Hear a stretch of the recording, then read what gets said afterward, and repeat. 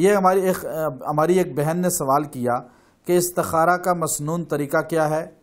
روحانی علاج والے جو استخارہ کرتے ہیں ان کی شرعی حیثیت کیا ہے؟ جبکہ حدیث میں استخارہ کا واضح طریقہ بتا دیا گیا ہے، اس صورت میں باقی استخارے بدعت کے زمرے میں نہیں آتے؟ ماشاءاللہ بہت بڑی بات ہے، ہماری اس بہن نے یہ سوال کیا، اور عورتوں میں یہ آگاہی ہونی چاہیے، مردوں میں بھی ہونی چاہیے۔ خواتین چونکہ عقیدے کی کچھ کمزور ہوتی ہیں، بہت جلدی ان کا عقیدہ کمزور ہو جاتا ہے، تو اس لیے یہ چیز سب سے پہلے سوچنی چاہیے کہ جو کام میں کر رہا ہوں یا کر رہی ہوں وہ قرآن و سنت سے ثابت ہے یا نہیں۔ یاد رکھیں، نبی صلی اللہ علیہ وسلم نے استخارہ سکھایا ہے، استخارہ کسی کے لیے کیا کبھی نہیں۔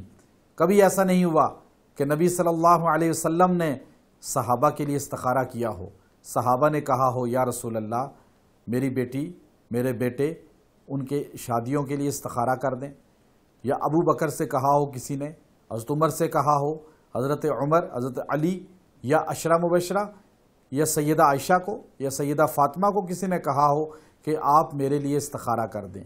یہ رسم غلط ہے، نہ عامل استخارہ کسی کے لیے کر سکتا ہے، نہ کسی کے دوسرے کے لیے خود استخارہ کرنا چاہیے۔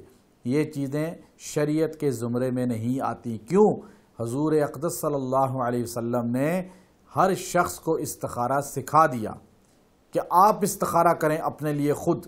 ہماری کتاب وظائف الصالحین میں باب استخارہ موجود ہے، اس میں 10-15 استخارے ہیں جو آپ کے سامنے واضح کر دیے گئے کہ آپ خود مشورہ کر سکتے ہیں، خود استخارہ کر سکتے ہیں۔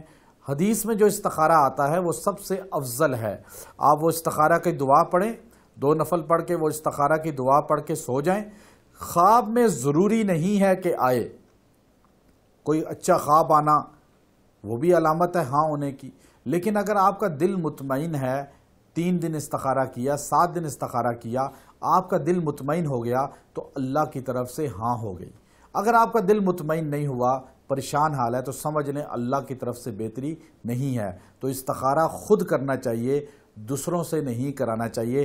یہاں تو لوگوں نے استخارہ کے لیے فیس متعین کر دی ہے اور فیس رکھ دی کہ فی استخارہ اتنے پیسے لیں، اور قرآن سے استخارہ کیا جاتا ہے۔ یہ بہت بڑا گناہ کبیرہ ہے، قرآن کو استخارے کے لیے استعمال کرنا۔ استخارہ حدیث سے ثابت ہے، اور حدیث کے الفاظ خود پڑھ کے جس انسان نے استخارہ کرنا ہے وہ سو جائے، اللہ رب العزت اس کو برکت عطا فرمائیں گے۔ ویڈیو کے نیچے سبسکرائب کے بٹن پہ کلک کریں، بیل کے آئیکن پہ کلک کیجئے تاکہ ہر نئی ویڈیو کی نوٹیفیکیشن آپ کو مل جائے۔